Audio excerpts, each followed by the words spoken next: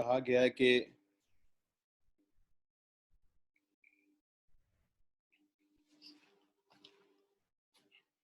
इनका order size क्या है प्लस इनके ऊपर जो कॉस्ट इनकर्ड हुई है उसके ऊपर का डेटा आपको दिया जा रहा है। Likewise opening work in process job 10। जी बेटा, आपकी सर स्क्रीन आपकी ऑफ स्क्रीन स्क्रीन ऑफ हुई है। Screen sharing.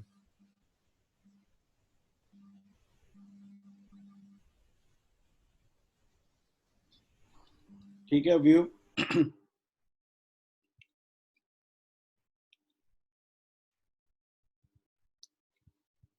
जी बच्चों, व्यू ठीक है अब? यस सर अब ठीक है। जी, ओपनिंग वर्क इन प्रोसेस है हमारे पास 15 मिलियन का, क्योंकि फिगर्स इन थाउजेंड्स हैं। रॉ मटेरियल कंज्यूम 10 मिलियन का on job 101 in this period हुआ है, और जॉब 202 पे ओपनिंग वर्क इन प्रोसेस हमारे पास नहीं था, सारा का सारा इस वक्त इंकर्ड हो रहा है, that is of 31 million. Direct labour use that is 100 per hour, और अभी हमारी जो इस जॉब पे इंकर्ड हुई है that is of 5 million, and job 202 पे that is of 8 million. Overheads are applied to job at ₹25 per direct labor hour। ठीक है बच्चों, तो हमें ऊपर से जो डायरेक्ट लेबर की फिगर दी गई थी वो रुपीस में दी गई है, और साथ बता दिया गया था कि 100 पर आवर हमारी लेबर कॉस्ट है। हम इस फिगर के साथ हम निकाल सकते हैं कि हमारे हाउ मैनी लेबर आवर्स, क्योंकि ओवरहेड जो हमारी अप्लाइड हो रही है दैट इज ऑन पर डायरेक्ट लेबर आवर। अंडर और over applied overheads are transfer to cost of sales. Job 101 was completed during the month and the goods were sent to the warehouse for delivery to the customer। ये job 101 हमारी मुकम्मल complete हो गई है। During the transfer to the warehouse 160 units were damaged। Net realizable value of the damaged units was rupees 500,000। Remaining units were transferred to the customer। Job 202 is in process, however 2000 units are fully complete and were transferred to the warehouse during the month, while 3000 units, क्योंकि बच्चों इसके ना total 5000 units है, 2000 units fully complete हो गए, whereas 3000 units are 70% complete as at 30th June 2014, क्योंकि हमारे पास ये जून का डेटा है। Actual overheads for the month of June 2014 amounted to rupees 4 million। Prepare journal entries to record the above transactions। ठीक है, तो ये इतना मुश्किल क्वेश्चन नहीं है, आपको ये आइडिया हो गया होगा ये क्वेश्चन हमने किस तरीके से करना है। ठीक है, बहरहाल इसका आंसर भी हम साथ अपने कर लेते हैं ताकि आपको इसकी हम जल्दी से गो थ्रू हो सकेंगे क्या क्या इसके एंट्रीज हैं। सर ये वैसे किस अटेम्प्ट का क्वेश्चन है? ऑटम 2014। Okay sir. जी,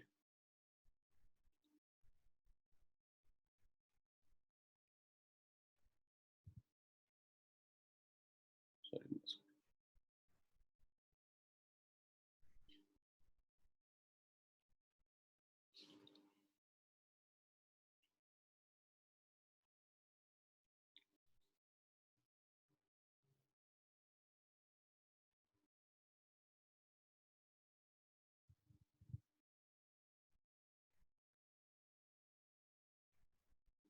जी, ये हमारे पास क्वेश्चन नंबर 6 है और ये इसका सोल्यूशन है। ठीक है, ये एक तरफ मैंने इसका रख लिया है क्वेश्चन और एक तरफ इसका है सोल्यूशन। अब हम देखते हैं कि हमने क्या क्या एंट्रीज करनी है। ओपनिंग वर्क इन प्रोसेस की बच्चों को इंटरेस्ट नहीं होती क्योंकि वो ऑलरेडी हमारे पास बैलेंस कैरी फॉरवर्ड होके आता है और उसकी एंट्रीज नहीं की जाती। ठीक है, तो जब रॉ मटेरियल कंज्यूम्ड हो रहा है उसकी हम एंट्री करेंगे। वर्क इन प्रोसेस जॉब हमारे पास दो हैं तो दोनों की हम सेपरेट कॉस्टिंग करते हैं। Job 101 debit and likewise job 202 debit work in process में। और मटेरियल हमारे पास से इशुएंस हो रही है, तो मटेरियल की हमारे पास इशुएंस कितनी है? 10,000 हमारी गई है जॉब 101 के लिए एंड 31,000 यानी कि 31 मिलियन गई है जॉब 202 के लिए। तो अगर हम थाउजेंड्स में एंट्री कर रहे हैं, जैसे इन्होंने लिखा है रुपीज इन थाउजेंड्स, तो 10,000 हमारा चला गया जॉब 101 को और 31,000 चला गया जॉब 202 को। तो रॉ मटेरियल क्रेडिट हो जाएगा हमारा 41 मिलियन से। This is the first entry. Next entry आएगी लेबर से मतलब। लेबर 5,000 हुई है 101 के लिए एंड 8,000 हुई है 202 के लिए। तो work in process job number 101, job 202 and payroll credit हो जाएगा 13,000 से। ठीक है, direct labour cost allocated to jobs. ये आप पेरोल जिस डिपार्टमेंट्स के लिए इनकट हुआ हो तो पेरोल को क्रेडिट कर देते हैं और जो जो डिपार्टमेंट्स हो उसको हम डेबिट कर देते हैं। हमने ये एंट्रीज देख ली। नेक्स्ट एंट्री आएगी बच्चों फैक्ट्री ओवरहेड अप्लाइड की, और इसके लिए बताया गया था कि हम 25 पर डायरेक्ट लेबर आर करते हैं। तो लेबर कॉस्ट ये थी और आपको पता है एक लेबर की कॉस्ट थी 100 पर डायरेक्ट लेबर आर। ये क्वेश्चन में बताई गई है, दैट इज 100 पर लेबर आर। तो हमने इस फिगर को जब 100 से डिवाइड किया तो हमारे पास लेबर आर्स आ गए और हमने इसको 25 से मल्टीप्लाई किया तो हमारे पास आ जाएंगे applied FOH. This is for job number 101 and this is for 202। और इसकी हम एंट्री कर देंगे फैक्ट्री ओवरहेड अप्लाइड। तो कहीं हम फैक्ट्री ओवरहेड अप्लाइड भी यूज कर सकते हैं, फैक्ट्री ओवर कंट्रोल भी यूज कर सकते हैं, लेकिन आपने जो भी यूज करना है उसको फिर कंसिस्टेंटली यूज करना है, क्योंकि आपका एक चार्ट ऑफ अकाउंट होता है जिसको आप फॉलो कर रहे होते हैं। ओके, फिर बच्चों उसके बाद आएगा अंडर और ओवर अप्लाइड। अगर आप देखें हमें क्वेश्चन में बताया गया है कि लास्ट लाइन में एक्चुअल ओवरहेड्स जो है for the month of June है वो है 4 मिलियन। अब हमारी जो अप्लाइड की एंट्री हुई है वो कितनी की हुई है 3.25 की। तो डिफरेंस कितना आएगा? तो ये आएगा अंडर अप्लाइड या ओवर अप्लाइड?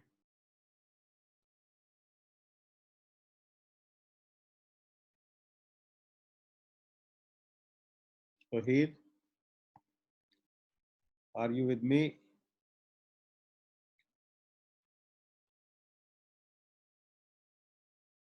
तो हीर है हमारे साथ?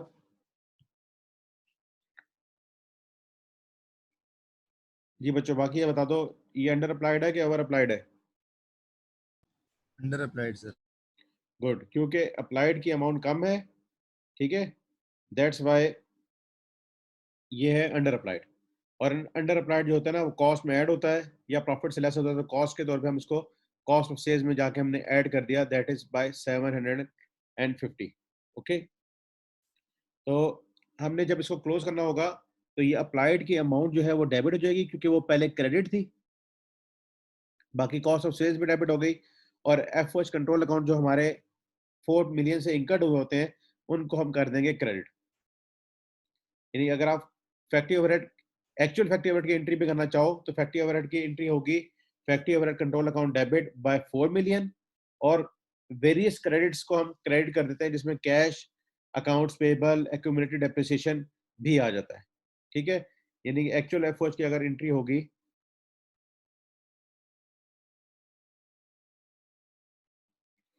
That is FOH control account debit,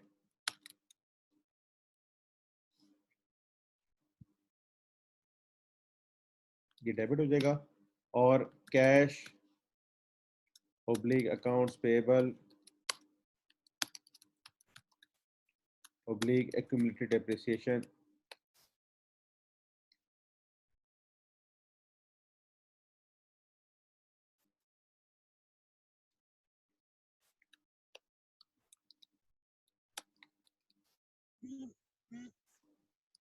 sir इस जी बेटा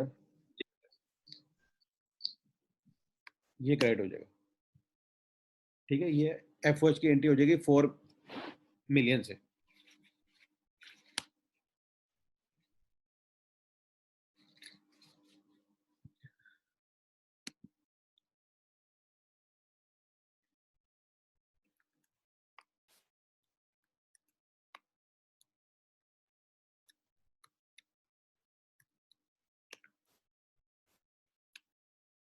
ठीक है बच्चों, और जब इसके बाद हम इसको क्लोज करेंगे तो ये एफओएच कंट्रोल अकाउंट क्रेडिट हो जाएगा, अप्लाइड डेबिट हो जाएगा और अंडर अप्लाइड हमारे पास इस तरह की रिकॉर्डिंग आ जाएगी। और अगर ये होता ओवर अप्लाइड तो फैक्ट्री ओवरहेड अप्लाइड से 3,250 होते, एक्चुअल 3 मिलियन होते तो अब जो ओवर अप्लाइड था वो यहाँ पे 250 से क्रेडिट आ जाता और कॉस्ट ऑफ सेल्स अकाउंट हमारा जो है ना वो क्रेडिट हो जाता। ठीक है, जब यहाँ पे इसकी एंट्री बना देते हैं, एफ एच अप्लाइड से ये 3250 थे,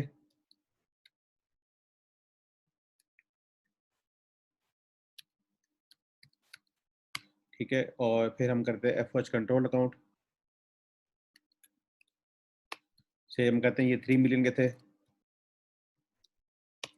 तो फिर कॉस्ट ऑफ सेल्स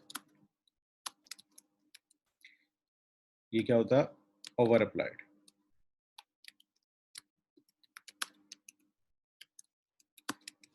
ठीक है बेटा, तो ये 250000 से ये ओवर अप्लाइड की एंट्री होगी।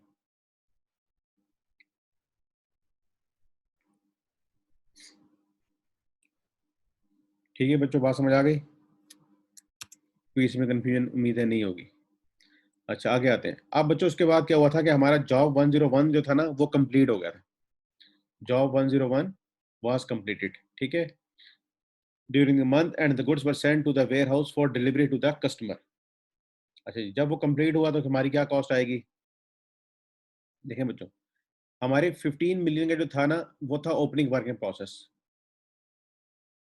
ठीक है, 15 मिलियन का था ओपनिंग वर्क इन प्रोसेस। और उसके बाद फिर हमारी जो कॉस्ट इनकट हुई मटेरियल की हुई थी 10 मिलियन, लेबर की इनकट हुई थी 5 मिलियन। ठीक है, ओके। और उसके बाद फिर जो हमारे पास आ रहा है कि 15 मिलियन ये आ गया, 10 मिलियन ये आ गया, 5 मिलियन आ गया लेबर। फिर बाकी 1250 जो हुआ था ना ये इनकट हुआ था हमारा एफ अप्लाइड। ठीक है, ये ऊपर सारी एंट्री आ रही है, हम इनको यहाँ से देख लेते हैं। ये देखें, 10 मिलियन ये आ गया, 5 मिलियन लेबर का आ गया, 1250 एफ का आ गया। ये तीनों हमने जमा किए, plus opening work in process था हमारे पास 15 मिलियन। इन चारों फिगर्स को जमा किया। अब ये यूनिट से बच्चों हमारे पास 4 मिलियन यूनिट से, उसमें से क्या हुआ है 160,000 जो है वो हमारे डिस्ट्रॉयड वो हो गए हैं, डैमेज हो गए। ठीक है, सॉरी यूनिट से 4000, उसमें से 160 जो है डैमेज हो गए, तो बाकी कितने गुड्स यूनिट्स रह गए? 3840। तो हमने सारे कॉस्ट को डिवाइड किया 4000 से और मल्टीप्लाई कर दिया 3840। अब 3840 कहाँ से आया? क्योंकि 160 यूनिट्स क्या हो गए थे? डैमेज्ड। तो रिमेनिंग 4000 में से 160 लेस किया तो 3860 आ गया, 3860। तो ये हमारे पास इसकी फिनिश गुड्स की वैल्यू आ गई। अब बच्चों जो ये 160 यूनिट से ना जो डैमेज हुए उनकी वैल्यू निकालनी पड़ेगी। अब वो जो डैमेज हुए थे उसकी एनआरवी थी 500। तो ये तो हम अपने एक इन्वेंटरी बना लेंगे डैमेज गुड्स की at NRV that is of 500,000। ठीक है, ये भी क्वेश्चन में बताया गया है। Net realisable value of the damage units was 500,000। तो ये वहां चली गई and remaining units were transfer to the customer. अब बच्चों जो बाकी का जो लॉस होगा ना वो हमें चार्ज करना पड़ेगा प्रॉफिट एंड लॉस अकाउंट में। ठीक है, damage goods cost exceeding NRV. अब कितनी कॉस्ट थी बच्चों? देखो इन सब का जमा जो था ना वो था 31,250। उसको हमने किया हुआ डिवाइड बाय 4000 और 3840 तो ले गए थे फिनिश गुड्स में और 160 कहाँ लेके जाएंगे? प्रॉफिट लॉस अकाउंट में। अच्छा जी, 500,000 तो उसमें से रिकवर हो चुका था, तो रिमेनिंग को हम लेके आ रहे हैं प्रॉफिट लॉस में, दैट इज 750,000। और वर्क इन प्रोसेस जो है ना हमारी जॉब 101 कंप्लीट हो गई है, तो इस अकाउंट में जितना भी पैसा पड़ा होगा उस सारे को कर देंगे क्रेडिट। ठीक है बच्चों, तो ये एंट्री समझ आ गई?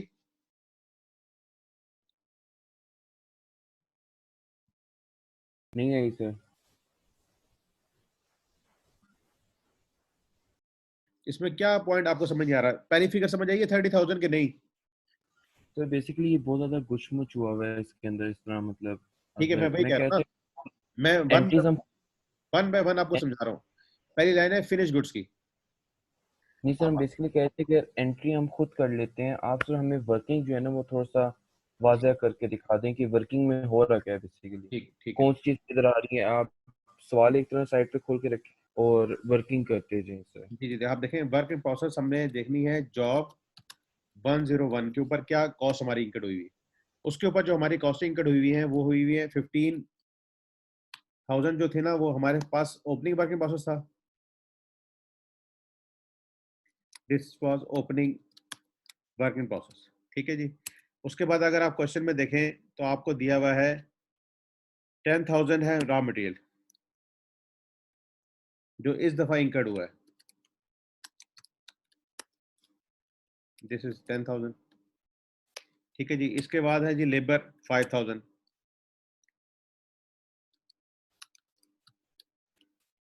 That was 5,000। ठीक है जी। इसके बाद आपने अप्लाइड एफओएच देख लिया था इसका 1250। ठीक है। ये देखें, ये सारी एंट्रीज हम कर भी चुके हैं। ये ऊपर हमने जो किए ना एंट्रीज, ये सारी की सारी वही आ रही है।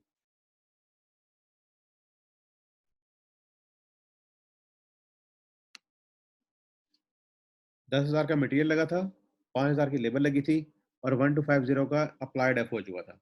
यहां तक बात क्लियर है?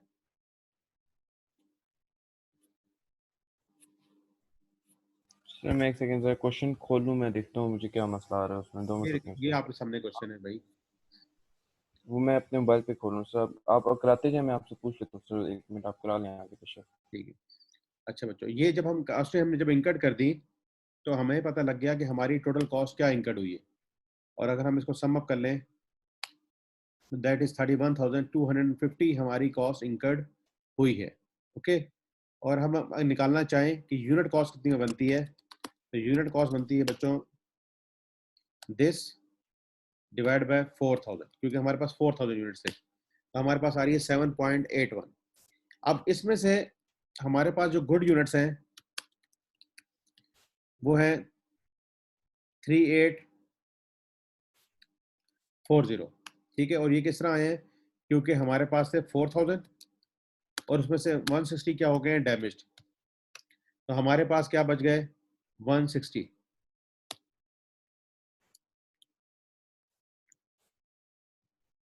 हमारे पास बन गए 3840 यूनिट्स बन गए। तो इसलिए मतलब है कि फिनिश गुड्स में जो वैल्यू जाएगी this one into this one, that is of finish goods. Okay. अब इसके बाद हम आते हैं कि जो हमारे यूनिट्स लॉस्ट हुए उनकी क्या वैल्यू बनती है। जो लॉस्ट यूनिट्स हैं उनकी वैल्यू बनेगी दिस वन इंटू 160। ये लॉस्ट की वैल्यू आ गई। अच्छा जी। अब उसमें से जो उसकी एनआरवी है वो हमें दी गई है 500। इसका मतलब है कि जो प्रॉफिट एंड लॉस को चार्ज होगा that's the difference between this two and that is 750। तो अब जो हमारी एंट्री बन रही है वो ये बन रही है फिनिश गुड्स डेबिट, और इसमें फिगर आ जाएगी ये वाली, और जो एनआरवी है उसकी बेसिस पे हमने उसकी इन्वेंट्री बना लेनी है, दैट इज ऑफ 500। अच्छा जी। प्रॉफिट लॉस में जो जाएगा दैट इज ऑफ 750। ओके। और वर्क इन प्रोसेस अब काम कंप्लीट हो चुका है ऑफ जॉब 101, तो हम यहाँ पे ले आएंगे उसके ऊपर जितनी भी कॉस्ट इनकर्ड हुई थी उसको यहाँ पे लेकर आ जाएंगे। तब आप देखेंगे कि आपका डेबिट क्रेडिट बराबर होगा, दैट इज ऑफ 31,250 यहाँ पे भी आ रहा है और 31,250 यहाँ पे भी आ रहा है। This is the process of recording this entry. जी बच्चों। सर फिनिश्ड गुड के साथ शामिल ना कर दें, किसको? एनआरबी को फिनिश्ड गुड के साथ शामिल ना कर दें। डेटा देखो, मैं बताता हूँ, आप क्वेश्चन में भी देखना और अभी देखना, वो डैमेज जो यूनिट्स है ना वो कस्टमर को नहीं हमने देने। यहाँ क्वेश्चन में बताया गया है, क्या बताया गया है कि जी job 101 was completed during the month and the goods were sent to the warehouse for delivery to the customer. During the transfer to the warehouse 160 units were damaged. Net realizable value of this remaining units were transferred to the customer. जो remaining units है ना वो हमने customer को देने हैं और वही हमारे फिनिश गुड्स में आएंगे और वही हम उसको डिलीवर कराएंगे। ये हमारे पास पड़े हैं, हम इनको जब सेल करना होगा इसको सेल करेंगे। इनको सेपरेटली आइडेंटिफाइड किया जाता है। These are damaged goods, ठीक है ना, recorded at NRV. These are damaged goods inventories. जैसे आप देखते होंगे, आपने ये देखा होगा बाटा की कट प्राइस शॉप होती है या सर्विस की कट प्राइस शॉप होती है, वो वहां पे जो डैमेज गुड्स होते हैं ना उनको लाके सेल करते हैं। फिनिश गुड्स जो है ना ये सिर्फ कस्टमर के पास जाती है। अगर वही कस्टमर इनको भी लेने के लिए तैयार है तो फिर हम इनको सेपरेटली रिकॉर्ड इसको भी करेंगे, सेपरेटली करेंगे, इकट्ठा मिला के नहीं करेंगे। ठीक है सर, थैंक यू। ठीक है बच्चों, सबको सब क्लियर है ना ये बात? अच्छा आगे चलते हैं। Job 202 is in process. However, 2000 units were fully complete and were transferred to the warehouse during the month, while 3000 units are 70% complete as at 30 June 2014. अच्छा बच्चों, अभी आपके लिए ये बात जरा नई है कि इनके साथ क्या ट्रीटमेंट होगा जो इन प्रोसेस है यूनिट्स। तो हम अभी नेक्स्ट चैप्टर में जाके पढ़ेंगे प्रोसेस कॉस्टिंग। उसमें बच्चों एक कॉन्सेप्ट आता है इक्विवेलेंट यूनिट्स का, इक्विवेलेंट यूनिट्स। अब देखें 2000 यूनिट्स तो मुकम्मल कंप्लीट है और जो 3000 यूनिट्स हैं वो 70% कंप्लीट है। ओके, और अगर आप 3000 का 70% लेंगे ना तो वो कितना बनेगा बच्चों?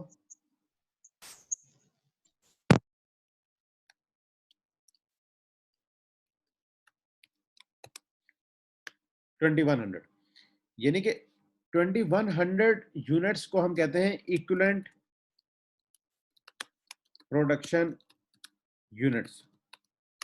कि अभी हमारे पास 3000 यूनिट्स हैं, ठीक है, और वो कितने परसेंट कंप्लीट है? वो 70% कंप्लीट है। इसका मतलब यह है कि अगर हम 2100 यूनिट बना लें, कितने यूनिट बनाए? 2100।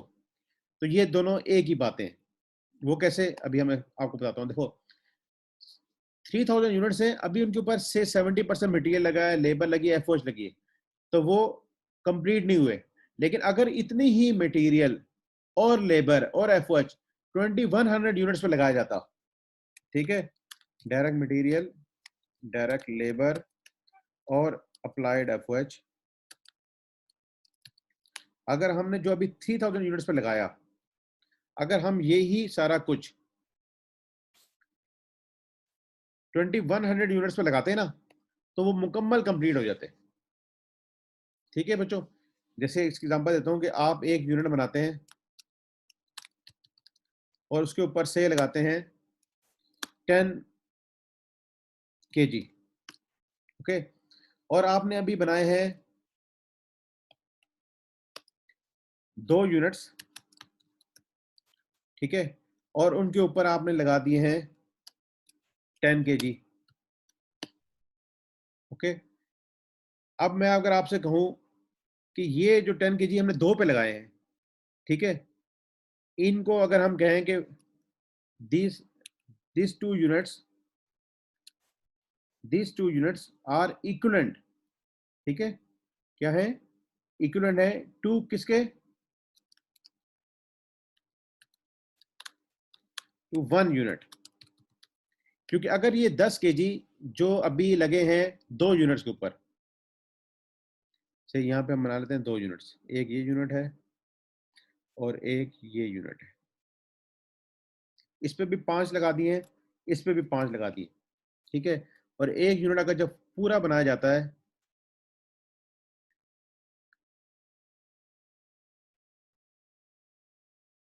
इस पे हम लगाते हैं 10 kg, ठीक है बच्चों। तो ये 2 है, ये देखा जाए तो किसके इक्विवेलेंट बन जाते हैं? इस एक के। तो हम इन यूनिट्स को जो 3000 70% कंप्लीट थे, हम उनको इक्वल टर्म्स में बता सकते हैं, दीज आर 2100 कंप्लीट यूनिट्स, ठीक है, दीज आर 2100 कंप्लीट यूनिट्स। बच्चों ये बात समझ आ रही है या इसमें कोई कंफ्यूजन हो रही है?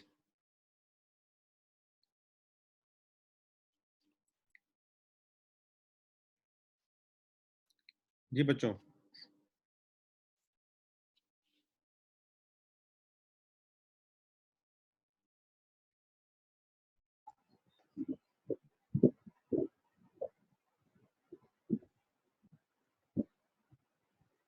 ये पॉइंट समझ आ गया है या इसमें कोई कंफ्यूजन है? फयाज, शहबाज, तौहीद? सर जी बेटा। सर ये जरा बात समझ नहीं आ रही। अच्छा चलो मैं यहाँ से बात आपको दोबारा समझाता हूँ। से आप देखें कि एक यूनिट बनाने में ना आपके लगते हैं 10 केजी, ठीक है। आपने क्या किया, 5 केजी एक यूनिट पे लगा दिए, 5 केजी एक यूनिट पे लगा दिए, दोनों क्या कहलाएंगे?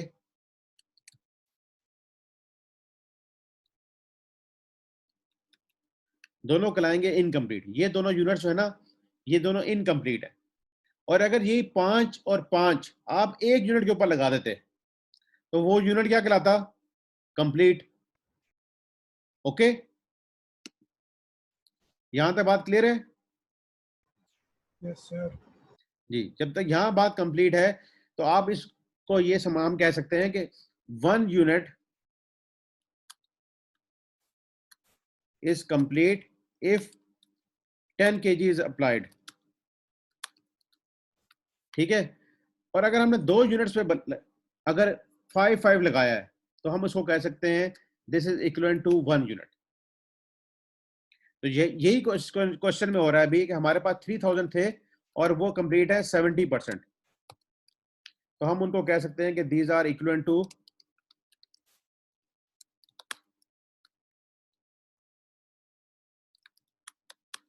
2100 यूनिट्स। तो 3000 70% हो, उनको हम कह सकते हैं कि these are equivalent to 2100 units. Sir जी बेटा। सर ये भी आपने यहाँ पर कहा कि 2 units is equal to 10 kg। जी जी। तो इसका मतलब कि अगर 1 इंडिविजुअल यूनिट्स को हम डील करें तो 1 unit is equal to 5 kg, ठीक है सर। तो अब यहाँ पे आपने कहा कि 5 एंड 5 तो आपने अलग अलग कर दिया और आपने कहा कि इनकम्प्लीट है। तो सर यहाँ पे अगर 2 यूनिट्स पे 10 kg लग रहा है तो इसका मतलब 1 यूनिट पे 5 kg लगेगा। और इस तो अगर 5 kg लग रहा है तो इसका मतलब जब 1 यूनिट पे 5 kg लगेगा तो इनकम्प्लीट क्यों है? वो कंप्लीट नहीं हो जाएगा क्योंकि एक यूनिट जो बन गया ना वो। मैं आपको बताता हूँ, देखें, सपोज करें आप 1 किलो मिठाई लेने गए, उसके अंदर 10 केजी शुगर डाली जाती है, ठीक है। एक पैकेट आप बनवाने गए, चलो एक एक केजी हम मिठाई नहीं कहते, हम कहते हैं कि आप एक मिठाई का डब्बा बनवाने गए, उसके अंदर वो 10 किलोग्राम शुगर डालें, ठीक है। तो वो जो बॉक्स आप बनवाने गए ना, उसके अंदर स्टैंडर्ड क्वांटिटी क्या है? 10 केजी। अब उन्होंने क्या किया, अभी आपके सामने 2 डब्बे बना के रखे, एक आपके लिए, एक शहबाज के लिए, लेकिन दोनों डब्बों में अभी 5-5 केजी डाला है, तो क्या वो दोनों डब्बे तैयार हो गए?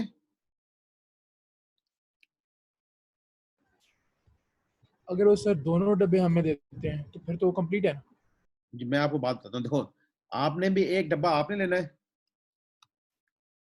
और एक डब्बा लेना है शहबाज ने, और डब्बा आपने उनको कितने केजी का बनाने का कहा है? 10 केजी का, ठीक है। तो क्या दोनों डब्बे कंप्लीट हैं? नहीं, कस्टमर के पॉइंट ऑफ व्यू से कंप्लीट नहीं है लेकिन हाँ, तो सप्लायर के पॉइंट ऑफ व्यू से हमने complete तो कस्टमर के पॉइंट ऑफ व्यू से देखना है ना भाई।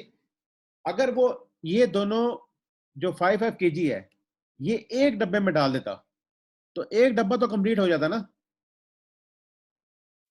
5 केजी ये भी एक ही डब्बे में डाल देता और ये वाले 5 केजी भी एक डब्बे में डाल देता, तो एक यूनिट तो 10 केजी वाला तैयार हो जाता ना। है। Yes sir. हाँ, तो यही बात अब दोबारा रिपीट करता हूँ मुख्तसर अल्फाज में, कि एक यूनिट के अंदर डलने थे 10 केजी, लेकिन अभी हमारी प्रोडक्शन टीम ने क्या किया कि दोनों 2 यूनिट्स के ऊपर 5-5 लगा दिया। तो अगर उस 2 यूनिट्स के ऊपर 5-5 जब लगाया तो वो इक्वल टू बनेगा 1 यूनिट के। लाइक वाइज इसी क्वेश्चन में 3000 यूनिट जो हैं उनके ऊपर अभी 70% काम किया है। अगर वो 70% काम जो 3000 पे किया वो 2100 यूनिट पे कर देते तो वो 2100 यूनिट मुकम्मल तौर पे कंप्लीट हो जाते।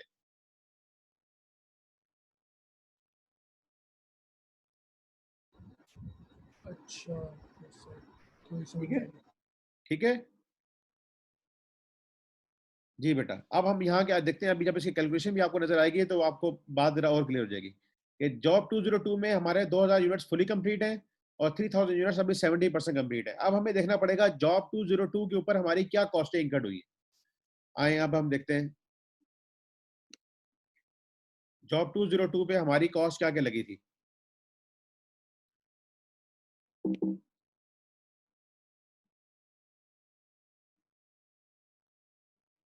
जी, 31,000 थी हमारी मटेरियल, 8,000 इसके ऊपर थी लेबर और 2,000 थी इसके ऊपर अप्लाइड एफर्ट्स। ठीक है, यहाँ पे आप देख भी सकते हैं कहाँ से हमारे पास आ रही है। 31,000 थी मटेरियल, 8,000 थी लेबर एंड 2,000 थी एफर्ट्स। 31 plus 8 39 and 2 41। तो ये 41,000 हमारे पास बन जाएगी जो हमारी कॉस्ट इनकट हो चुकी है ऑन जॉब 202। अब इसमें 2,000 तो मुकम्मल कंप्लीट थे और 3,000 जो थे ना वो 70% कंप्लीट थे। ओके, तो ये 3,000 इंटू 70% उनके 2,100 और ये 2,000 मिलके बन गया 4,100। इसमें से फिनिश गुड्स में हमने भेजे हैं 2,000। तो हम जब इसको सॉल्व करेंगे, जैसे अभी हमने यहाँ पे ये किया था, जॉब 101 का किया था, ठीक है, इसी तरह जॉब जरा हम कर लेते हैं 202 का। जॉब 202 ओपनिंग वर्क प्रोसेस का कोई भी नहीं था, ये वैल्यू हो गई 0। ये इनकट हुआ है 31,000, डायरेक्ट लेबर थी इस पे 8,000 और अप्लाइड एफर्ट्स थे इस पे 2,000। तो ये 41,000 हमारी कॉस्ट इनकट हुई। अच्छा जी, अब गुड यूनिट्स जो हमारे इसमें बने हैं दैट इज 2,000 प्लस 3,000 का 70%।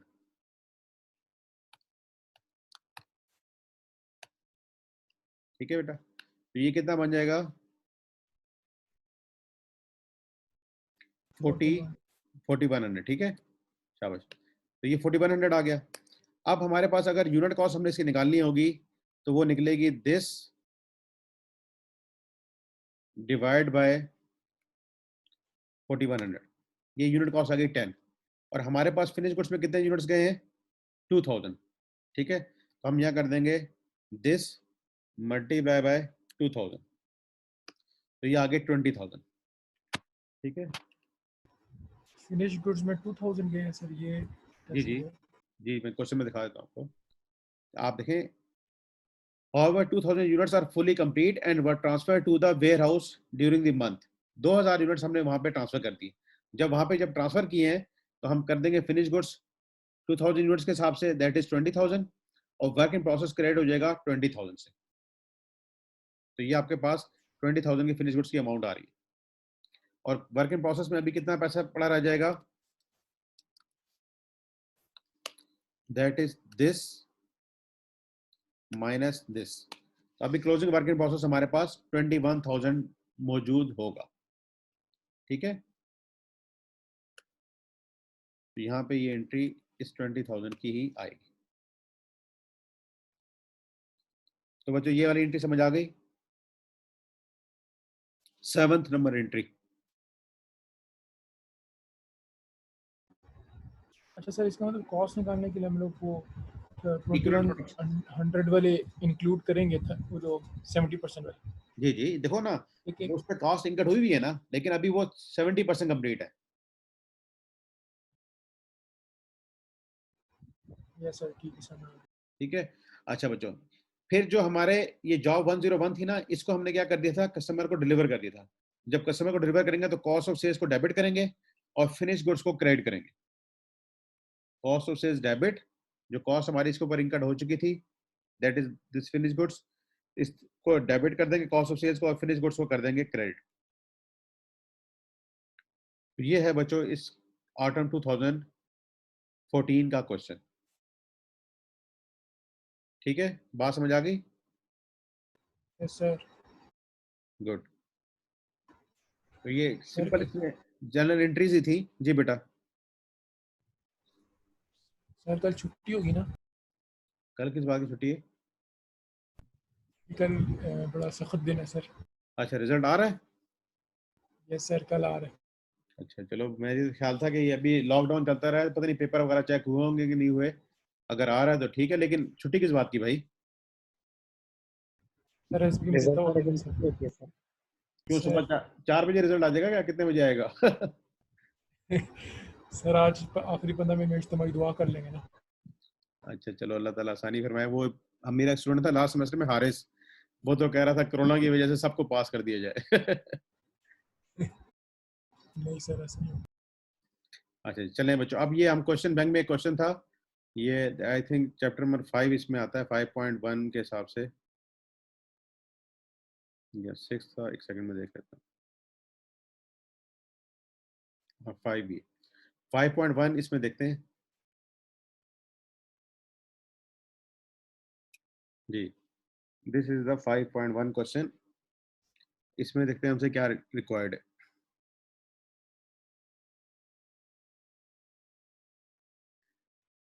जी बच्चों,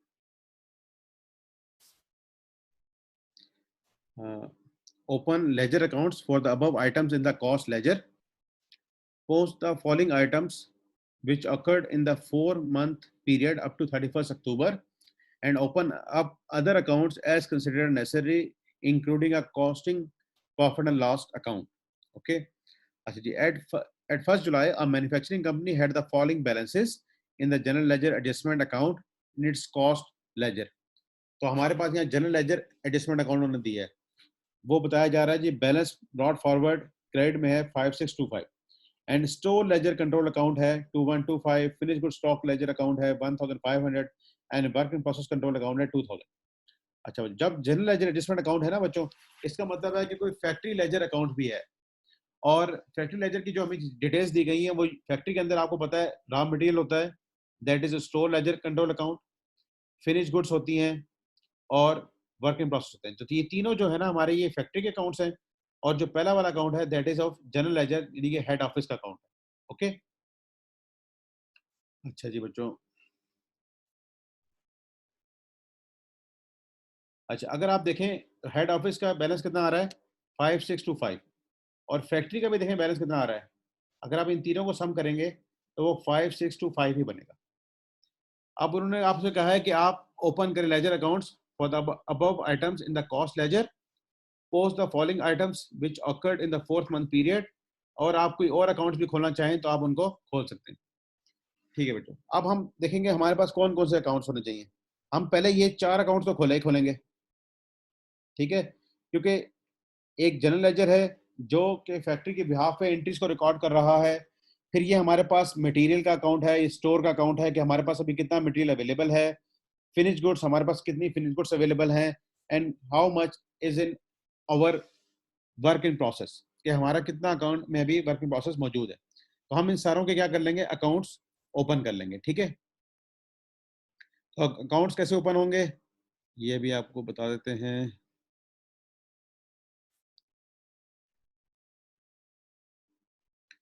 जो इनका ओपनिंग बैलेंस आ रहा है ना उसको हम प्लेस कर देंगे, और इनके अकाउंट्स हम 1 बाय 1 खोल लेते हैं। ठीक है,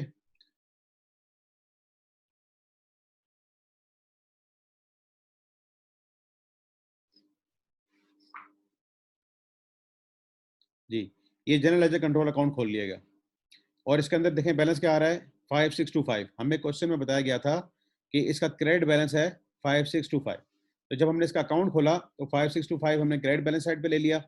इसके बाद अगर आप देखें तो हमें बताया गया था स्टोर लेजर कंट्रोल अकाउंट 2125। अब इसका कोई बैलेंस नहीं बताया गया बच्चों, डेबिट और क्रेडिट। तो स्टॉक का या तो बैलेंस होता है या बैलेंस नहीं होगा, वो क्रेडिट बैलेंस नहीं हो सकता। ठीक है, तो ये डेफिनेटली डेबिट ही होगा। तो स्टॉक लेजर का हमने जब अकाउंट खोला तो 2125 डेबिट पे आ गया। लाइकवाइज हम किसका अकाउंट खोलेंगे, फिनिश गुड्स का 1500 और वर्क इन प्रोसेस का 2000। ठीक है, तो ये हम देख लेते हैं।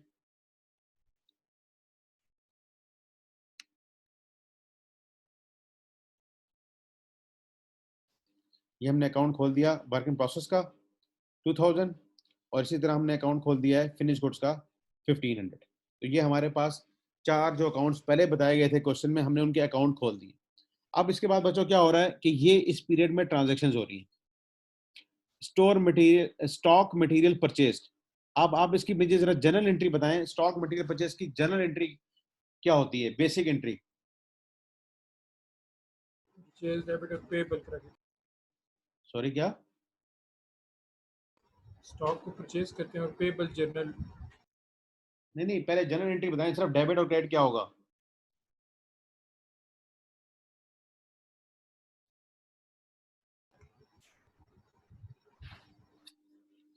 जी बच्चों, सारे बच्चों पार्टिसिपेट करो, रिमशा, सीमा, और कौन कौन है हमारे पास, हमाद, शहबाज।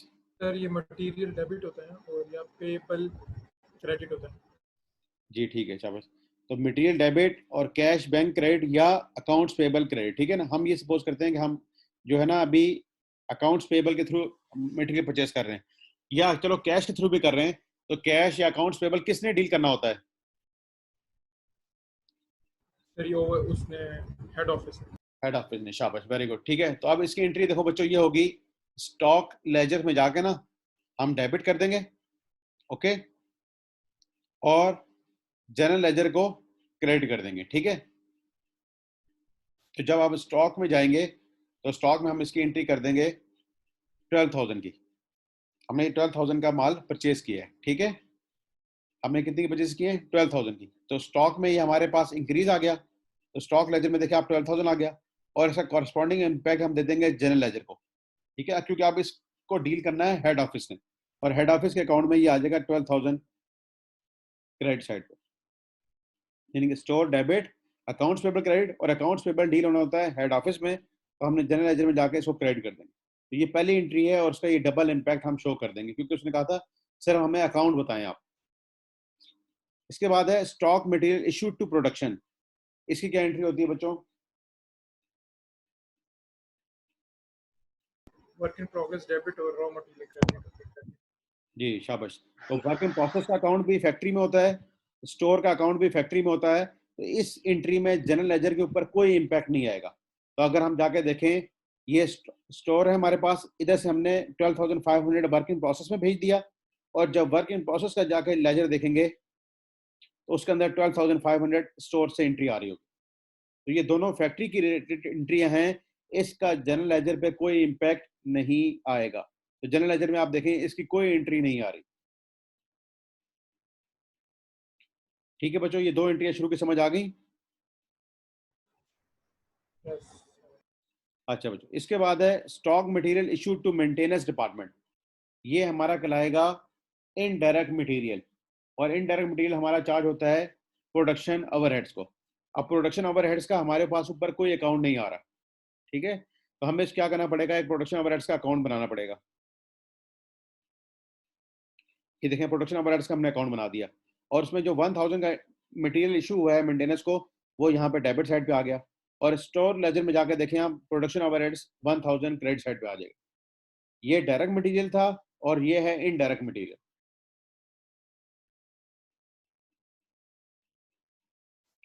ठीक है बच्चों, ये एंट्री समझ आ गई। इसके बाद आता है वेजेस डायरेक्ट। ये डायरेक्ट वेजेस हैं, कितनी है? 10,830, ठीक है। तो ये वेजेस जब इनकट होंगे तो ये किस अकाउंट में जाएंगे बच्चों? Store laser card, store ledger control. हो, स्टोर का ताल्लुक क्या आ गया भाई वेजेस से? इन्वेंटरी में डेबिट होती है ना सर, डायरेक्ट लेजर। ओ भाई, वर्क इन प्रोसेस में डेबिट होगी, तो वही स्टोर सर में, एक ही बात। स्टोर में नहीं बल्कि वर्क इन प्रोसेस में। अच्छा बच्चों, इससे आगे देखें, अगली लाइन में लिखा है included in direct wages is indirect work 600, यानी कि यहाँ वेजेस में आपने 10,830 की एंट्री की है, लेकिन इस डायरेक्ट वेजेस में 600 इनडायरेक्ट भी था। तो इनडायरेक्ट वेजेस कहाँ जाने चाहिए? प्रोडक्शन ओवरहेड्स में, और डायरेक्ट जो वेजेस होंगी ना वो कितनी बन जाएगी? 10,230, इसमें 600 शामिल है। तो जब आप प्रोडक्शन उसमें ओवरहेड में आएंगे तो इनडायरेक्ट आगे 600, और जब आप वर्क इन प्रोसेस में जाएंगे तो वहां पे आ जाएगा 10,230। 10,230, ये जो सारा का सारा था ना 10,830, यहाँ लिखा हुआ डायरेक्ट, लेकिन उन्होंने आगे explanation they the, included in direct wages is indirect work that is of 600। तो जो इनडायरेक्ट वेजेस होती हैं वो प्रोडक्शन ओवरहेड्स में जाती हैं, और डायरेक्ट वेजेस जो हैं वो वर्क इन प्रोसेस में जाती हैं, ठीक है बच्चों, ये बात समझ आ गई? Yes sir. अब अगर आप देखें इसका कि वर्क इन प्रोसेस में आ गया 10,230, और प्रोडक्शन ओवरहेड्स में आ जाएगा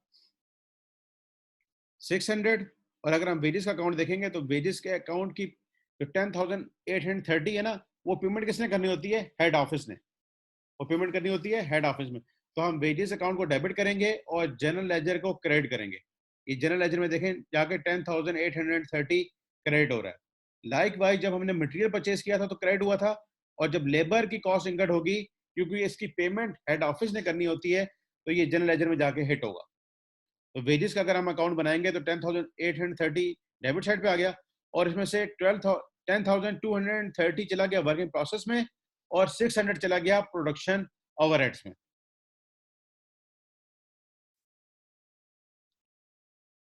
क्लियर है बच्चों ये बात? Yes sir. ठीक है, तो जब ये वेजेस इनकट होंगी 10,830, तो इसकी पेमेंट जाके होगी जनरल लेजर के थ्रू। इसके बाद आता है फैक्ट्री ओवरहेड इनकट 4,200। अब आपने फैक्ट्री ओवरहेड इनकट किए हैं, इसकी भी जो पेमेंट है या इसकी अकाउंट्स पेबल है, वो भी हेड ऑफिस ने डील करने हैं। तो फैक्ट्री ओवरहेड इनकट जब होगा तो फैक्ट्री ओवरहेड कंट्रोल अकाउंट को हम डेबिट कर देंगे और क्रेडिट कर देंगे जनरल लेजर को, क्रेडिट कर देंगे जनरल लेजर को। तो जनरल लेजर में अगर आप देखें तो ये आ रहा होगा प्रोडक्शन ओवरहेड्स 4,200, और प्रोडक्शन ओवरहेड्स का जो अकाउंट है हमारे पास वहां पे आ रहा है 4,200। ओके, ये प्रोडक्शन ओवरहेड्स जो हैं ये अदर देन मटेरियल और लेबर हैं, लाइक इसमें रेंट होगा या सुपरवाइजर सैलरी होगी एंड सो ऑन। तो ये भी इम्पैक्ट करेगा हमारे जनरल लेजर को और प्रोडक्शन ओवरहेड्स को। फिर है factory overhead absorbs into production, applied FOH. इसकी एंट्री क्या होती है बच्चों? वर्क इन प्रोग्रेस डेबिट होता है सर, जी, और एब्जॉर्ब एफओएच क्रेडिट होता है। हाँ, एब्जॉर्ब्ड एफओएच कर दें या एफओएच कंट्रोल अकाउंट कर दें, व्हाटसोएवर, ठीक है, आप दोनों चीजें कर सकते हैं। तो अब हम जाके देखते हैं कि इसको क्या एंट्री की गई है। हम जाएंगे वर्क इन प्रोसेस में, ये वर्क इन प्रोसेस का अकाउंट है, और हमारे पास आ गया प्रोडक्शन ओवरहेड जो अप्लाइड हुई 5,800। ओके, और अगर हम एक ही अकाउंट को यूज कर रहे हैं, जैसे इन्होंने प्रोडक्शन ओवरहेड का अकाउंट को यूज किया हुआ है, तो 5,800 हमने कर दिया वर्क इन प्रोसेस को। तो ये दोनों अकाउंट जो थे फैक्ट्री के थे, इसका जनरल लेजर से कोई ताल्लुक नहीं है। और आपका देखें प्रोडक्शन ओवरहेड अकाउंट जो है ना वो भी टैली हो गया है, दोनों साइडें बराबर हैं, और वेजेस का अकाउंट जो है ना वो भी टैली हो गया है, इसकी भी दोनों साइडें बराबर हैं। आगे आते हैं, work transfer to finish stock at cost. पहले तो हमारी कॉस्ट इनकट होती रही, वर्क इन प्रोसेस में सारी कॉस्टें जाती रही, ठीक है, और अब वहां से काम कंप्लीट होकर कहाँ चला गया? फिनिश स्टॉक में, एंड दैट इज ऑफ 24,000। तो अब हम क्या इसकी एंट्री करते हैं, बताओ बच्चों? फिनिश गुड्स डेबिट और वर्क इन प्रोग्रेस क्रेडिट। हाँ शाबाश, तो फिनिश गुड्स डेबिट हो जाएंगी 24,000 से, और वर्क इन प्रोसेस क्रेडिट हो जाएगा 24,000 से। तो उसका जनरल लेजर के साथ कोई इम्पैक्ट नहीं है। तो आपका ये इम्पैक्ट सिर्फ इन दोनों हेड्स में आएगा, that is in work in process and finish goods. तो वर्क इन प्रोसेस से 24,000 निकल गया और फिनिश गुड्स में 24,000 आ गया। तो अगर आप देखें बच्चों, पहले से वर्क इन प्रोसेस में 2,000 था, इतना मटेरियल इनकट हुआ था, इतनी लेबर इनकट हुई थी, इतने अप्लाइड एफर्ट्स हुए थे, तो इस साइड का टोटल बनता है 30,530, और इसमें से 24,000 फिनिश गुड्स में भेज दिया गया, तो इसका क्लोजिंग बैलेंस रह गया 6,530। तो ये बैलेंस करेक्ट डाउन हुआ और ये बैलेंस ब्रॉट डाउन हो जाएगा। इस तरह वर्किंग प्रोसेस की जो भी एंट्रीज थी वो कंप्लीट हो गई। अच्छा जी, अब आगे चलते हैं, क्या इम्पैक्ट आ रहा है? Factory cost of sales, factory की जो कॉस्ट आ रही है सेल्स की, दैट इज 22,500, यानी कि जो फिनिश गुड्स हमारे पास थी उसमें से 22,500 हमने सेल कर दी। तो इसकी क्या एंट्री होती है बच्चों?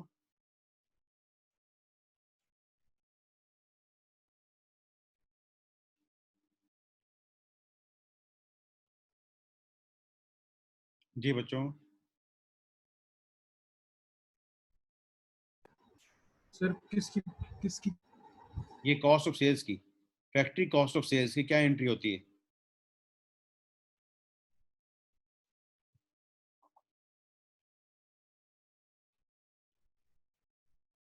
सीजीएस जी जी शाबाश, सीजीएस डेबिट होते हैं, फिनिश गुड्स क्रेडिट होते जी वेरी गुड।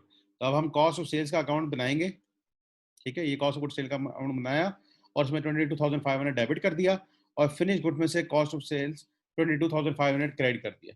ये दोनों अकाउंट्स हमारे आ गए, ठीक है। और हम देखें तो फिनिश गुड्स हमारे पास है पहले 1,500 का, 24,000 और आ गया, तो ये बन गया 25,500। कॉस्ट ऑफ सेल्स में चला गया 22,500, तो इसका क्लोजिंग बैलेंस आ गया 3,000। तो ये कैरेट फॉरवर्ड हो जाएगा और आगे कैरेट डाउन हो जाएगा 3,000। तो ये फिनिश गुड्स का अकाउंट भी हमारे पास कंप्लीट हो गया। इसके बाद देखें आप, बताया जा रहा है sales at selling price that is 28,750। इसकी क्या एंट्री होगी बच्चों?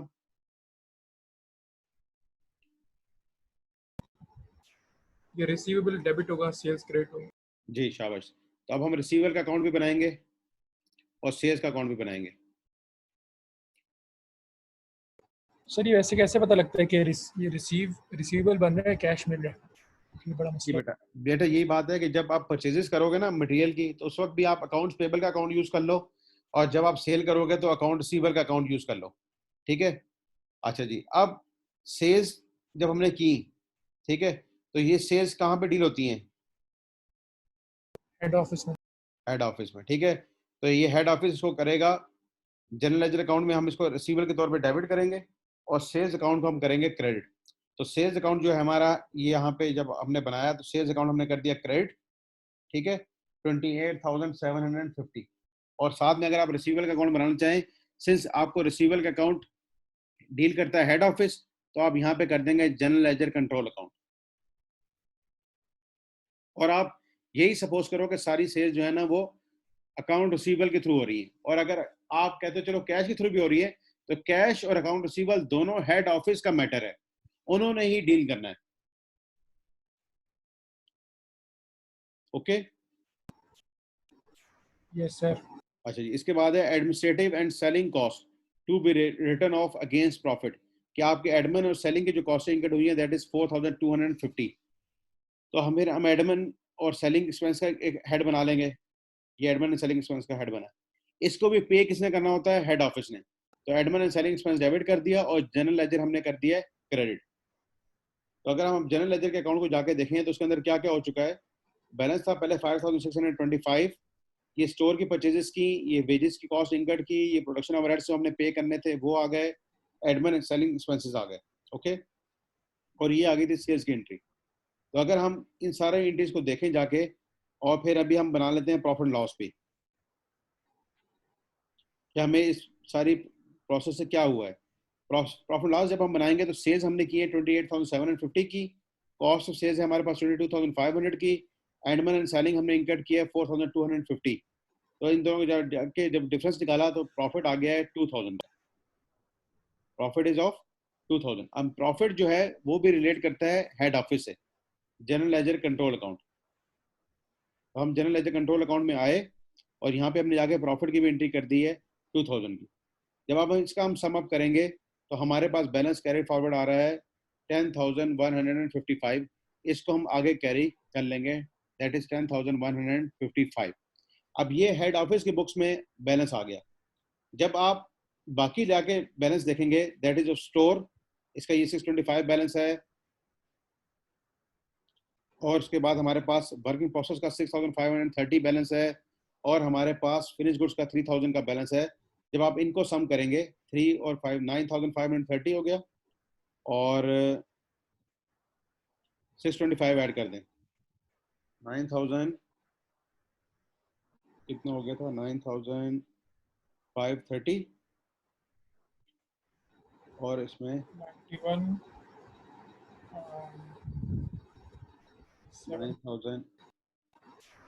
9,530 प्लस 625, तो ये बन जाता है 10,155। तो आप देखें आपके पास यहाँ पे जीएल में भी 10,155 ही आ रहा है। तो जिस तरह क्वेश्चन में आपके पास पहले ये 4 अकाउंट्स दिए गए थे, अब इसकी फिगर नहीं आ गई है 10,155, स्टोर की फिगर आ गई 625, फिनिश गुड्स की आपके पास फिगर आ रही है, और वेजेस की वर्क इन प्रोसेस की फिगर आ रही है। तो इन सारे की बैलेंस जो है ना वो at the end of the 31 अक्टूबर भी टैली रहना चाहिए। तो ये बच्चे जो जो हमें और अकाउंट खोलने पड़े थे वो हमने सारे अकाउंट्स खोले और उनकी एंट्रीज की, और ये है आपके पास उन सारे हेड्स की detail. General ledger, store, wages, production overheads, admin and selling, sales, work in process, finish goods, cost of sales, और इवेंचुअली था एक प्रॉफिट एंड लॉस अकाउंट। तो प्रॉफिट लॉस अकाउंट में बच्चों क्या हो रहा होता है, एक साइड पे आ रही होती है इनकम और एक साइड पे आपके आ रहे होते हैं एक्सपेंसेस। ठीक है, ये ज़्यादातर तो profit loss in the form of statement बनाया जाता है, लेकिन अगर इसके अकाउंट फॉर्म में बनाया जाएगा तो राइट साइड पे यानी क्रेडिट साइड पे उसकी आएंगे इनकम्स, और लेफ्ट साइड पे यानी कि डेबिट साइड पे उसके आएंगे एक्सपेंसेस। और यहाँ अगर राइट साइड यानी क्रेडिट साइड हायर है तो आपके पास आएगा प्रॉफिट, और अगर डेबिट साइड हायर है तो आपके पास आएगा लॉस। और लॉस और प्रॉफिट जो भी आएगा इसको जनरल लेजर कंट्रोल अकाउंट में लेकर हम जाएंगे। तो बच्चों ये है जनरल लेजर कंट्रोल अकाउंट की सारी के सारी प्रोसीडिंग्स। ठीक है, तो आप क्वेश्चन को देख लें, कोई चीज़ समझ नहीं आ रही, क्या एंट्री हो रही है क्या नहीं हो रही, या मुझे बता दें। सर वैसे इतना सिंपल क्वेश्चन होता था करना। जी बेटा, आज ये आपके सामने ही, आपको मैंने भी आठम 2014 का भी क्वेश्चन दिखाया। ठीक है, और उसके साथ अगर हम पास पेपर का एनालिसिस देखें तो एक क्वेश्चन जो आया हुआ था दैट इज इन स्प्रिंग 2014, और वो इससे भी छोटा सा क्वेश्चन है, that is of 6 marks, that is of 6 marks. और ये जो था ना स्प्रिंग 2011 का, ये क्वेश्चन हम ऑलरेडी स्टडी टेक्स्ट में कर चुके हैं, जो उस दिन हमने किया था। आपको ये दिखा देता हूँ क्वेश्चन, स्प्रिंग 2011 है ना,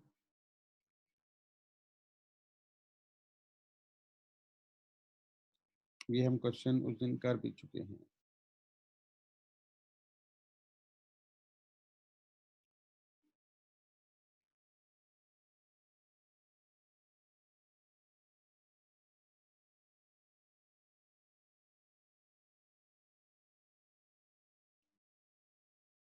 ये वाला जो सफायर लिमिटेड का हमने किया था, ये आ चुका है स्प्रिंग 2011 में। यही क्वेश्चन हमने उस दिन किया था, याद आ रहा है बच्चों? Yes sir. ठीक है, तो हमारे पास जो पास पेपर से एनालिसिस अभी आ रहा था, उसके हमने इस चैप्टर के सारे क्वेश्चन कर लिए। ये ज़्यादातर क्वेश्चन जो है ना वो एंट्रीज के ही हैं, और अगर ज़्यादा से ज़्यादा आएगा तो वो ये कह देगा इंटीग्रेटेड अकाउंट्स बनाएं और इंटरलॉकिंग। इंटीग्रेटेड अकाउंट में तो फैक्ट्री लेजर और जनरल लेजर आने की जरूरत नहीं है, लेकिन अगर आपको इंटीग्रेटेड अकाउंट्स की सिंपल एंट्री आती है, यानी कि डेबिट और क्रेडिट क्या हो रहा होता है, तो उसको जस्ट आपने स्प्लिट कर देना है into head office and into factory. और हेड ऑफिस में कौन कौन से अकाउंट डील होते हैं वो मैं आपको बता चुका हूँ। हेड ऑफिस में डील होते हैं accounts payable, account receivable, sales, profit and loss, cost of sales. और फैक्ट्री में कौन कौन से डील होते हैं, रॉ मटेरियल का स्टॉक, वर्क इन प्रोसेस का स्टॉक, फिनिश गुड्स। ओके, ये चीज़ें हमारी डील होती हैं फैक्ट्री में। तो ये जो आपके सामने है 16 मार्क्स का स्प्रिंग 2011, ये हमने देखा हुआ है क्वेश्चन, ये हमने उस दिन कर लिया था। ठीक है, अगर आपको याद आ जाए, ये pass general entries to record of the transaction assets factory ledger and general ledger for the month of February 2011, ये हमने क्वेश्चन किया था। इसका सोल्यूशन भी आपको दिखाता हूँ तो आपको याद आ जाएगा। ये हमने इसकी एंट्रियाँ की थी, material X, material Y, factory ledger में ट्रेड क्रेडिटर्स, फिर उसके बाद ये पेरोल इसकी इनकट हुई थी 2 मिलियन की, एंड सो ऑन। फिर ये हमने रॉ मटेरियल इशू किया, डायरेक्ट लेबर कॉस्ट इनकट की, फैक्ट्री ओवरहेड अप्लाइड की है, ये हमने उस दिन सारी इसकी फिनिश गुड्स इसकी बनाई थी, एंड सो ऑन। तो बच्चों ये हमारा जो टॉपिक है ना, ये पास पेपर के हिसाब से भी कंप्लीट हो गया। इसमें जस्ट फ्लो ऑफ एंट्रीज है कि रॉ मटेरियल कैसे परचेस हो रहा है, एंड सो ऑन। ठीक है बच्चों, बात समझ आ गई?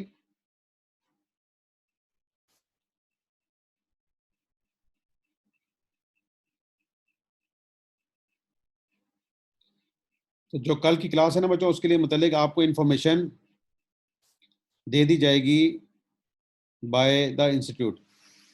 कल क्लास होनी की, और अल्लाह ताला करे कि आप सब लोग कामयाब हों, जो ताकि आप ये वाले जो पेपर है ये सुकून से मेरे साथ पढ़ते रहें। वरना बच्चे जो है ना वो फिर डिस्टर्ब हो जाते हैं और फिर कहते हैं हम ये पढ़ेंगे कि वो पढ़ेंगे, और एंड सो ऑन। तो बच्चों आज के क्वेश्चन में से कोई आपका क्वेरी है तो बताएं। सर ये मैंने पूछना था, लॉकडाउन अब खत्म हो गया तो रेगुलर क्लासेस की कोई चांसेस हैं? लॉकडाउन बच्चों एजुकेशनल इंस्टीट्यूट्स के लिए तो खत्म नहीं हुआ। सर हम बड़े एजुकेशन इंस्टीट्यूट को कोई और मानते हैं, बातें करते हैं। हाँ, सर हम बड़ा एजुकेशन इंस्टीट्यूट में आते हैं सर। तो आप किस में आते हो भाई? एसबीएम में सर। सर हमें फिर प्रमोट भी करते ना अगर एजुकेशन इंस्टीट्यूट में आते तो। यस हाँ, सर। कर देंगे। कल आपको कर देंगे। अच्छा सर, वो दूसरा सवाल ये था कि हमें वो रिकॉर्डेड लेक्चर्स का कहा था कि कुछ करेंगे, जब फीस लेनी थी तब इतना कर रहे थे, अब तो ये बात ही नहीं करते सर। चलो मैं इंशाल्लाह आज ना बात करके हसन साहब से और राशिद साहब से आपको अपडेट कर दूंगा। अगर दिन में मुझे वैसे रिमाइंड भी करा देना, क्योंकि दिन में फिर बंदा और ऑफिस के कामों में बिजी होता है, तो आप लोग रिमाइंड भी करा देना। मैं इंशाल्लाह याद रखूंगा और कोशिश करूंगा कि आज उनसे लेके ना आपको कोई अपडेट दूं। बहरहाल जो मेरे पास रिकॉर्डेड लेक्चर्स हैं वो आपके लिए अवेलेबल हैं एनी टाइम। और शुरू के कुछ लेक्चर्स मैंने अपने लैपटॉप पे रिकॉर्ड नहीं किए थे, क्योंकि मैं उस वक्त इंस्टीट्यूट जाके ही पढ़ा रहा था, और अब मैं घर से पढ़ा रहा हूँ। घर में जो मेरे पास रिकॉर्डेड लेक्चर्स हैं वो मैं आपको इंशाल्लाह दे सकता हूँ, और बाकी जो है इंस्टीट्यूट से मैं इंशाल्लाह पता करता हूँ, फिर आपको प्रोवाइड कर देंगे। और सर इंशाल्लाह ये खाना ख़त्म हो जाएगा इंशाल्लाह जल्दी। लेकिन ये कह रहे हैं कि 15 जुलाई के बाद माइट भी क्लासेस स्टार्ट हो जाएं, 15 जून के बाद सॉरी। तो जब हम आएंगे तो हमारा एक तरह से कोर्स फिर किस तरह से होगा? शुरू से हम स्टार्ट फास्ट फास्ट करेंगे या जितना रह गया उतना कवर करेंगे? जितना रह गया वो कवर करेंगे और एंड पे रिवीजन कर लेंगे। क्योंकि सर मुझे राशिद साहब ने कहा था कि जब भी मतलब क्लासेस स्टार्ट होंगी ना, हम आपको शुरू से सारा पढ़ाएंगे। सर राशिद पे यकीन ना करना कभी भी। ये आपको राशिद साहब ही पढ़ाएंगे, मैं तो नहीं पढ़ाऊंगा। कोई ना सर, उनने जो ये सारी बातें की थी उस पर कोई आ रहा ही नहीं है उन चीज़ों के ऊपर तो। तो भाई आप उनको उनकी बातें याद कराना। मैं देखो आपको सारे चैप्टर्स बड़े स्लो स्लो और पास पेपर्स के प्रैक्टिस के साथ मैं लेके चल रहा हूँ आपको, ठीक है। और हर बात पॉइंट पे पूछता हूँ, भाई यहाँ तक बात समझ आ गई, कोई कंफ्यूजन है बताएं। इवन कि मैं आपको व्हाट्सएप पे भी अवेलेबल रहता हूँ। तो इंशाल्लाह नेक्स्ट चैप्टर जो हम पढ़ेंगे ना बच्चों, that is job and service costing, ठीक है। और अगर क्लासेस जब शुरू हुई रेगुलर तो हम इनसे कंटिन्यू करेंगे और रिवीजन में फिर सारी चीजें कवर कर लेंगे। और इवन आपको अभी भी किसी चैप्टर में कोई कंफ्यूजन आ रही है तो आप मुझसे पूछें। बाकी स्टूडेंट मुझसे पूछ भी रहे हैं, आमना मुझसे पूछती हैं, और भी स्टूडेंट मुझसे पूछते हैं कि सर हमें ये पॉइंट समझ नहीं आ रहा। मैं उन सबको एक्सप्लेन करता हूँ। तो मैंने अभी स्टार्ट किया, जब मुझे प्रॉब्लम आएगी मैं लाजमी पूछूंगा सर। जरूर बेटा जरूर। ठीक है बच्चों, फिर आज के लिए इतना ही। इंशाल्लाह यस कल सर, मुलाकात बस होती है आपकी मिठाई के साथ। यस सर, दुआ में याद रखिएगा बस। ठीक है, अल्लाह ताला आसानी फरमाए सबके लिए, अल्लाह ताला कामयाबी अता फरमाए। आमीन। आमीन। ठीक है जी, अस्सलाम वालेकुम। हाफिज सर। हाफिज, अल्लाह हाफिज।